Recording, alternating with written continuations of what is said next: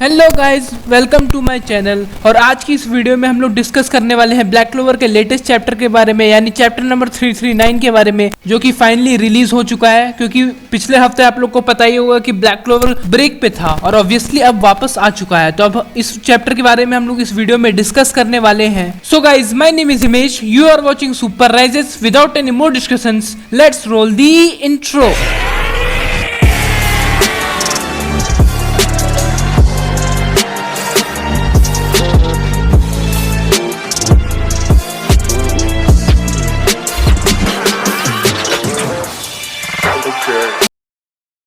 सो guys, chapter की शुरुआत में हम लोग देखते हैं कि इचिका ने अभी भी आस्था का सर पकड़ा हुआ है और यहाँ पे आस्था साथ ही साथ चिल्लाते हुए पूछता है कि अभी तक कैप्टन यामी ने तो अपनी बहन के बारे में अभी तक किसी को बताया ही नहीं। और यहाँ पे इचिका ऐसे अंदाज में बोलती है जैसे कि वो यामी को हेट करती है और यामी को बचकाना बोलती है। अब वो यामी को क्यों हेट करती है इसका रीजन तो अभी फिलहाल ना आपको पता है ना मेरे को पता है। बहुत सारे इसके रीजन हो सकते हैं, उसमें से ये हो सकता है कि यामी उसको बचपन में ही छोड़ के चला गया था इसलिए। और यहाँ जहाँ तक मेरे को लग रहा है कि यामी को पता ही भी नहीं होगा कि उसकी एक सिस्टर भी है, या फिर कोई और भी रीजन हो सकता है नाम मेंशन करने का अपने सिस्टर को। और शायद यही रीजन है कि जो इचिका है वो आस्था को भी हेट करती है, क्योंकि वो यामी को भी हेट करती है और यामी उसको आस्था की याद दिलाता है। अब इसका मेन रीजन क्या है कि इचिका यामी को हेट क्यों करती है, वो हम लोग को मेन रीजन आगे ऑब्वियसली जानने को मिलेगा। उसके बाद हम लोग देखते हैं चैप्टर में आगे कि लोग जो है वो आस्था के आर्म्स के कलर से और हेयर के कलर से डरने लगते हैं और रिया भी ये चीज देखता है। तो वो रिया जो है वो इचिका को और आस्था को वहां से ले जाता है। उसके बाद हम लोग देखते हैं कि वो लोग वहां पहुंचते हैं जहाँ पे लीबे का ट्रीटमेंट चल रहा था। और यहाँ पे हम लोग देखते हैं कि अचानक से कुछ fish type, jelly fish type से लीबे निकलता है और वहाँ पे एक इंसान आता है और वो बोलता है कि वो आस्था को देख के खुश है और ये भी देख के खुश है कि आस्था का जो है वो वुंड हील हो चुका है। आगे जाके हम लोग देखते हैं कि एक कैरेक्टर हम लोग को दिखता है और उस कैरेक्टर का नाम होता है मिकुरिया फुमिटो।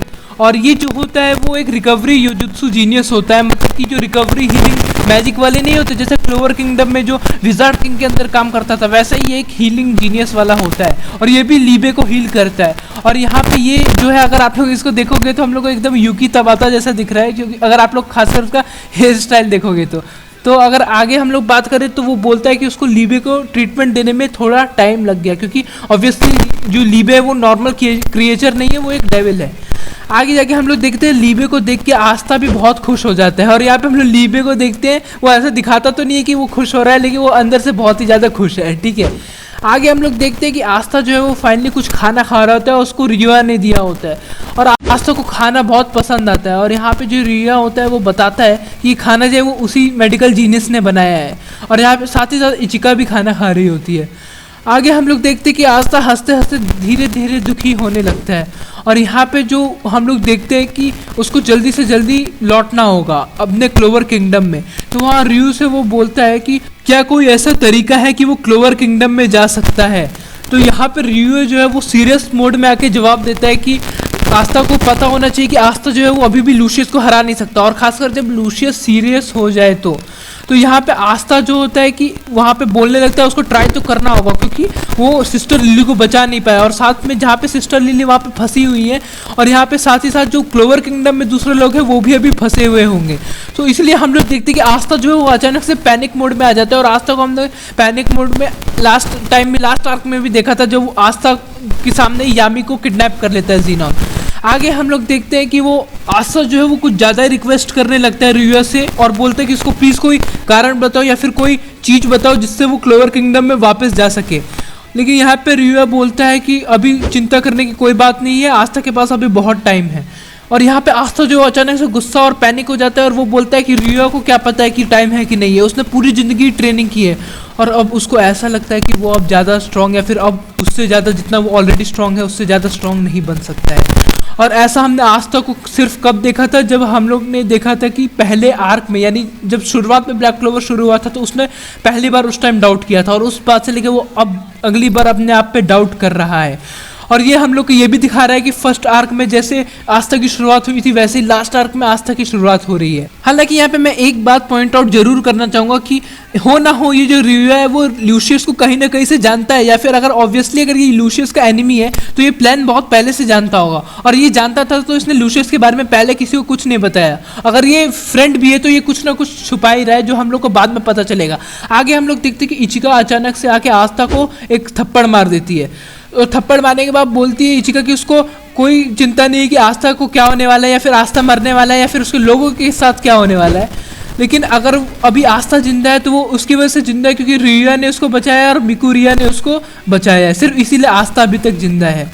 और आगे वो ये बोलता है कि फॉरेनर्स जैसे आस्था जैसे फॉरेनर्स ही है जो मेन कॉज ऑफ डिजास्टर्स हैं। अब ये क्या बोलने का मतलब था इचिका का मैं नहीं समझ पाया। अगर आप में से कोई समझा तो आप लोग कमेंट सेक्शन में बता सकते हैं। इसका रीजन भी ऑब्वियसली हम लोग को फ्यूचर में जाके पता चलेगा। और इचिका यहाँ पे एक और पॉइंट बताती है कि तुम्हारे लिए भले ही जो रियो हो वो एक मिस्टीरियस फॉरेनर हो, लेकिन एक्चुअली वो इस पूरी कंट्री का शोगन है, तो उसको ऑब्वियसली शोगन को रिस्पेक्ट दिखानी चाहिए, जो कि एकदम सही बात है क्योंकि रियो जो है वो नॉर्मल इंसान नहीं है, वो एक्चुअली में एक शोगन है और उसको सबको सही में रिस्पेक्ट दिखानी चाहिए अगर वो ऑब्वियसली अच्छा इंसान है तो। और इचिका यहाँ पे बोलती है कि अगर आस्था को इतनी ही मरने की जल्दी है तो इचिका उसको खुद मार देगी। और फिर यहाँ पे आस्था हम लोग देखते हैं कि उसको सडन रियलाइजेशन होता है कि उसको ऐसे बात नहीं करनी चाहिए थी, और वो वापस अपना दिमाग ठंडा करता है। और ऑब्वियसली आगे हम लोग देखते हैं कि वो जो रियो से है वो बोलता है कि उसकी ज़िंदगी बचाने के लिए शुक्रिया, लेकिन वो ये भी रिक्वेस्ट करता है कि प्लीज़ अब उसको क्लोवर किंगडम जाना है। हालांकि यहाँ पे रियो जो है वो बोलता है कि ठीक है कोई दिक्कत की बात नहीं है, लेकिन लूशियस अगर प्लान में जीत जाएगा तो सबको पूरी दुनिया को ट्रबल फेस करना पड़ेगा, इसलिए वो भी जो है आस्था की मदद करेगा। आगे जाके हम लोग देखते हैं कि ये लोग ट्रेनिंग ग्राउंड के आसपास कहीं ना कहीं किसी जगह पे पहुंचते हैं और वहाँ पे रियोआ भी है, इचिका भी है, और साथ ही साथ वो मेडिकल जीनियस भी है फूमिटो नाम का। आगे हम लोग देखते हैं कि रियोआ जो है वो लूशियस के बारे में आस्था को एक्सप्लेन करता है कि लूशियस के पास फिजिकल स्ट्रेंथ है और मैजिक भी उसकी बहुत तगड़ी है और उसको फाइट में आउट क्लॉस करना बहुत ही मुश्किल है, लेकिन आस्था ऐसा कर सकता है और उसको शॉर्ट टाइम में ही ऐसा करके दिखाना पड़ेगा और बैटल को एकदम शॉर्ट रखना पड़ेगा। और यहाँ पे वो बोलता है कि आस्था को वो एक टेक्निक सिखाएगा जिसका नाम है हेवनली सेवरेंस। ये नाम काफ़ी अच्छा है, तो मैं चाहता हूँ कि ऑफिशियल चैप्टर ने भी यही नाम रहे। और आस्था भी सोचने लगता है कि हेवनली सेवरेंस करके क्या है। आगे वो सोचता है कि शायद इजिका ने वही अटैक यूज़ किया था।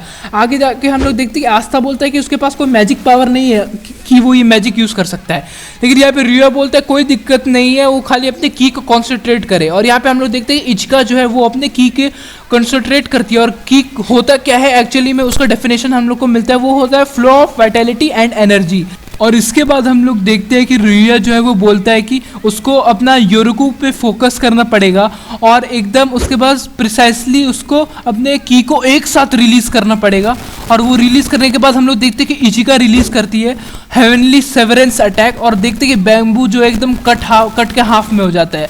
और ये एकदम मेरे को डायमेंशन स्लैश जैसा अटैक लगा जो कि काफ़ी बढ़िया लग रहा है देखने में। और उसके बाद हम लोग देखते हैं आगे कि इचिका जो है वो एक्सप्लेन करती है कि यही है योरुकू और स्पीड, जो कि एक अमाउंट ऑफ फोर्स क्रिएट करती है जो अंत में आके एक्सप्लोसिव पावर बन जाती है। और आगे यहाँ पे हम लोग देखते हैं कि इचिका आस्था को ऑर्डर देती है ट्राई करने के लिए। और यहाँ पे जो मेडिकल जीनियस फूमिटो होता है वो बताता है कि इचिका जो है वो आस्था को इम्पॉसिबल चेंज करने को बोल रही है, क्योंकि कितनी साल की ट्रेनिंग के बाद भी जो ये स्किल है वो कोई मास्टर नहीं कर पाता, और खाली कुछ ही लोग हैं जैसे रीजन 7 इसको मैनेज कर पाए हैं। और ये 7 रीजन कौन है हम लोग को अभी तक पता नहीं है, हो सकता है फ्यूचर में पता लगे। और यहाँ पे आस्था जो है वो सरप्राइज और साथ ही साथ कुछ ना कुछ सोच रहा होता है, और वो बोलता है कि उसने कभी भी की को यूज़ करने का ऐसा तरीका कभी सोचा ही नहीं है। और वो ये सोचता है कि ऐसा ही लगता है मैजिक नाइट्स जो है वो मैजिक स्किन को यूज़ करते हैं, माना स्किन जो होता है बेसिकली उसको यूज़ करते हैं। और साथ में आस्था भी शायद अब इसको यूज़ कर सकता है क्योंकि उसने लीबे के साथ कांटेक्ट बना लिया है। और यहाँ पे साथ साथ रियो बोलता है कि आस्था को की का थोड़ा बहुत एक्सपीरियंस है, और योरुकू रिलीज करने के बजाय आस्था को एंटी मैजिक पावर को रिलीज करना चाहिए। उसके बाद हम लोग देखते हैं कि आस्था अपना स्टैंस लेता है, उसके बाद फाइनली उस अटैक को रिलीज करता है। रिलीज करने के तब हम लोग देखते हैं कि कुछ इफेक्ट हम लोग को दिखा नहीं रहा है, और फ्यूमिटो भी बोलता है उसने ऐसा ही सोचा था कि ऐसा ही होगा, लेकिन अचानक से हम लोग थोड़ी देर बाद देखते हैं कि उसकी अटैक की वजह से जो बैम्बू है वो डिसइंटीग्रेट होना चालू हो जाता है। और साथ ही साथ कई सारे लोग शॉक हो जाते हैं क्योंकि ऑब्वियसली जो इचिका ने यूज किया था वो खाली 2 पार्ट में डिवाइड कर रहा था, लेकिन आस्था सीधे डिस्ट्रॉय कर रहा है और साथ ही साथ उसकी वजह से बैम्बू डिसइंटीग्रेट हो रहे हैं। और यहाँ पे रियो काफी खुश लगता है, जैसा कि उसको एक्सपेक्टेड था कि आस्था ये आराम से कर लेगा। आगे जाके हम लोग देखते हैं कि रियो बोलता है कि उसके पास सॉलिड फाउंडेशन आस्था के पास ऑब्वियसली है और उसको खाली फोकस करना और एक्सपीरियंस को सीखना है और बहुत ज़्यादा एक्सपीरियंस लेना है ताकि वो उसमें मास्टरी हासिल कर सके।